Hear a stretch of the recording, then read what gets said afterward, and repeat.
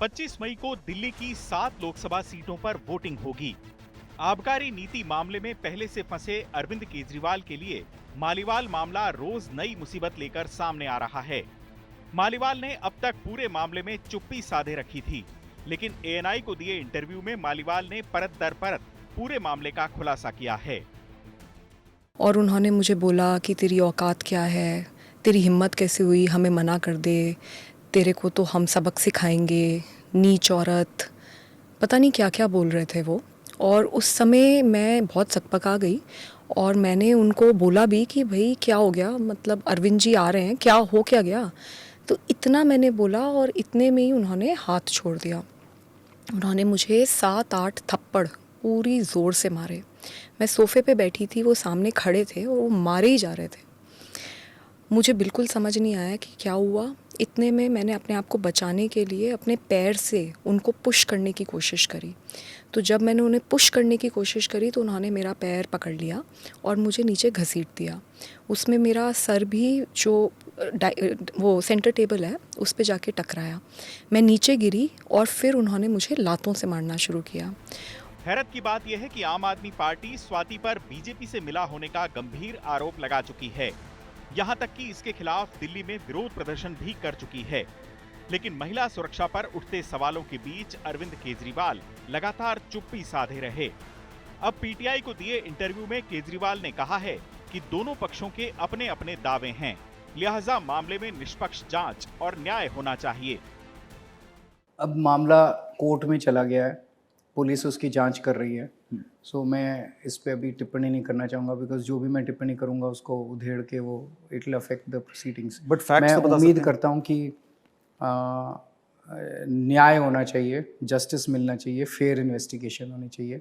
एक इधर इनका पक्ष है, एक उनका पक्ष है, दोनों पक्ष को पुलिस अच्छे से जांच करके और फिर उस पर न्याय होना चाहिए। उन्होंने तो आउट ऑफ कोर्ट ट्रायल कर दिया और मुझे तो दोषी मान ही लिया। भाई जब पूरी की पूरी पार्टी रोज़ मुझे दोषी करार करने में लगी पड़ी है तो वो ये कैसे कह सकते हैं कि फ्री एंड फेयर इन्वेस्टिगेशन हो। मैंने तो सिर्फ एक कॉल करी और मैंने एक कंप्लेंट करी। उसके बाद तो इतने दिन से मैं चुप ही बैठी हूँ क्योंकि मैं चाहती थी कि फ्री एंड फेयर इन्वेस्टिगेशन हो। पर आज फ्री एंड फेयर इन्वेस्टिगेशन कैसे होगा, क्योंकि हर दिन कभी कोई डॉक्टर्ड वीडियो डालते हैं, कभी कोई सीसीटीवी फुटेज जो कि डॉक्टर्ड है वो डालते हैं, कभी कहते हैं बीजेपी का एजेंट है, कभी कैरेक्टर असैसिनेट करते हैं, कभी धमकाते हैं। तो कैसे फ्री एंड फेयर इन्वेस्टिगेशन होगा। मालीवाल मामले में पहले से मुखर बीजेपी ने शुक्रवार को केजरीवाल के सामने सवालों की झड़ी लगा दी। गौरव भाटिया ने कहा कि अगर केजरीवाल निर्दोष हैं तो सीसीटीवी फुटेज को गायब करने की जरूरत क्या थी, विभव कुमार का फोन फॉर्मेट करने की क्या जरूरत थी। केजरीवाल इस मामले में डर गए हैं कि फुटेज सामने आया तो उनका घिनौना चेहरा सामने आ जाएगा।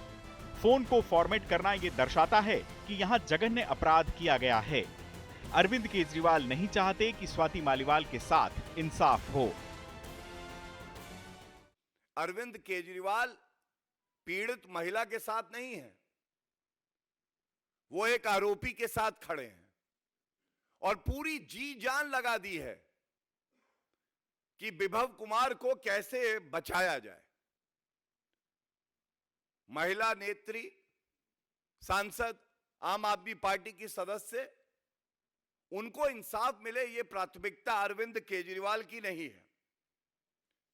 उनका काम है कि विभव कुमार को बचाओ और इसकी एक ही वजह है, केवल एक वजह, क्योंकि अगर विभव कुमार पकड़ा जाता है, सच कबूलता है, तो पूरे देश को और दिल्ली को यह पता चल जाएगा इस मार पिटाई का असली कुख्यात अपराधी अरविंद केजरीवाल है।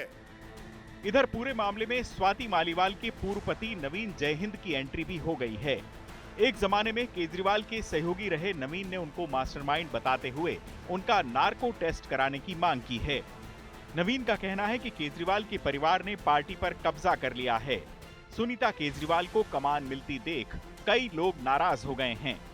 इधर स्वाति मालीवाल ने भी कहा कि अगर वो झूठ बोल रही हैं तो पॉलीग्राफ टेस्ट कराने के लिए तैयार हैं।